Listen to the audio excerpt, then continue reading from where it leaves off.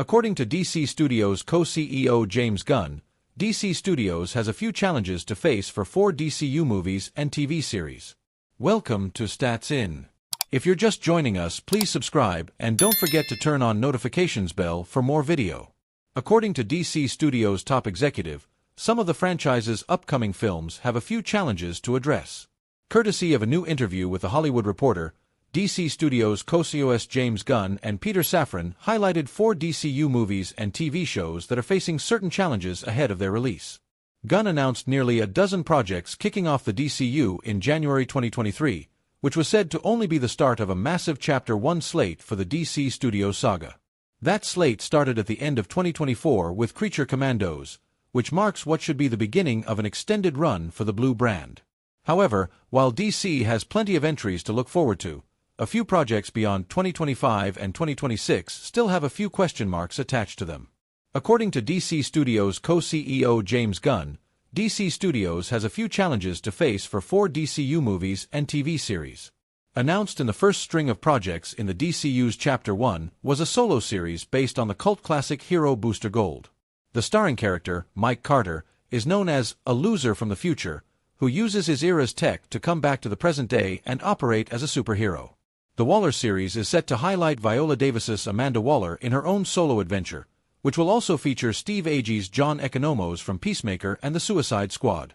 However, details are still being kept under wraps on where exactly the Task Force X/Task Force M leader will go next. Unfortunately, according to Peter Safran, the show has been on a bumpy road in development. He explained that he and his team have taken a couple of cracks at it, but that those attempts still haven't been able to land.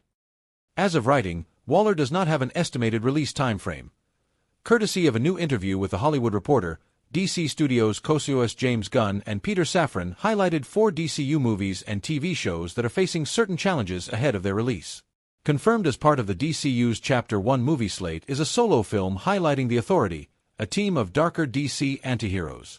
Thought of as DC's answer to the boys, this team is teased to use extreme methods to protect the planet, with Safran describing them as kinda like Jack Nicholson in A Few Good Men. Sadly, the Authority's script has had a harder time coming along, according to the latest quotes from James Gunn. Even more so, their upcoming solo outing hasn't been much of a priority as of writing. Gunn and Safran revealed the two were waiting for an undisclosed showrunner to make time to get involved in this series. Maybe he fell out of love, maybe he got busy, the two remarked, but they confirmed they had to pivot to somebody new after their first choice dropped out of the running. The Booster Gold series does not have an official release time frame for Max yet. Swamp Thing is one of only 3 DCU movies with a director, as Gunn confirmed James Mangold will lead the efforts on this movie after his impressive work on Fox's Logan.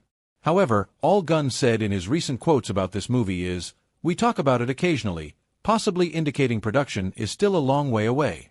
Swamp Thing does not have an official release time frame. Ben Shapiro is never happy with anything. At least some of his hardcore followers have begun to feel the same about the conservative commentator. Welcome to Stats In. If you're just joining us, please subscribe and don't forget to turn on notifications bell for more video. The latest in the long list of things he hates is James Gunn's yet-to-be-released Superman movie. He watched the recently released preview and expressed his disappointment as a lifelong fan of the Superman brand. Shapiro shared that he wasn't the biggest fan of Gunn and added that he hated the ridiculous humor in Guardians of the Galaxy. Shapiro's mere reaction to the blockbuster trilogy is itself a telling sign that he isn't exactly going to fall in love with the David Corenswet starer. Ben Shapiro bashes James Gunn's Superman just like he did with Barbie, and fans expect the new DC film to easily hit the billion-dollar club. A watch-along of the new Superman preview with Ben Shapiro was tough. Fans were not surprised to see the title of his latest video, which read that James Gunn's movie looks terrible. Shapiro began with his review of the new preview, "It sucks. It's bad. I hate to break it to you. It's just terrible." Shapiro shared that the film sucks and aired a few grievances that some DC fans couldn't actually make sense of. But hey, we cannot blame him entirely after he stated that he is already in a bad mood due to the current state of the American economy. He shared that they had one of the most nonsensical exchanges in any James Gunn movie. He further shared that the gold standard for Superman movies is the original Superman movie from Richard Donner. He also shared that Cavill's Man of Steel also got the right idea about the character. However, he still had complaints about the color grading of the film. He went on to claim himself as a lifelong fan of the Superman brand, sharing that it wasn't hard to get Superman right as he was the embodiment of everything cool and heroic about America. Shapiro's unpopular opinion came after the preview received immense love from fans and increased the hype for the movie.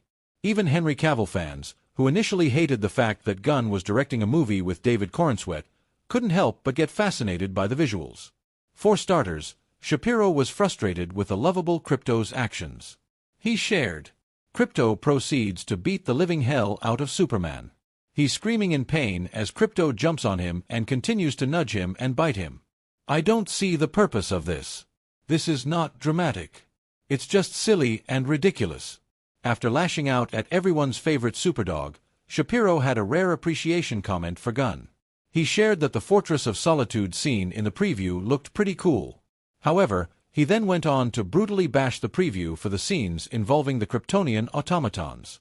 Dog lovers also disputed Shapiro's comments on Krypto's actions in the preview. They shared that Gunn depicted the scene very realistically. There were comments suggesting that Shapiro stick to politics. Others mocked him, sharing that his trashing of the film would give it some hype. Some of the fan reactions on YouTube read, "Jesus Christ. Ben is never happy with anything. Dude, it's a James Gunn movie. There has never been a bad James Gunn superhero movie. He's turning the DC universe around for the better. With all due respect, you just don't understand Superman at all. A cute puppy doing cute puppy things. Disgusting. Face with symbols on mouth, face with symbols on mouth, face with symbols on mouth. Greatly disagree with Ben about Superman. How many dog owners, including myself, will stand up and say, yes, that's how most dogs react. Also, they're robots. Another thing, they have the magnifying glass for the sun to heal Superman because he's banged up, probably would be in pain to fly up into space. Grasping at straws. Bro does not know about superheroes. Why is he giving an opinion? Stick to politics better, dud." Wow, with a review like that from Shapiro, now I know this film is gonna be a H. So far, James Gunn's Superman looks perfect in all its promotional materials. The comic-accurate costumes, the settings, and even the plethora of characters and Easter eggs that flash through the scenes all look promising. The colorful filter also helps bring hope and optimism into the film and gives it a classic look. Fans largely disagreed with Ben Shapiro's opinion on James Gunn's Superman. One fan mentioned that Gunn rarely made a bad superhero movie, which itself should be a sign that he would turn around the DCU for the better. Another fan bashed Shapiro, sharing that he didn't understand the comics at all.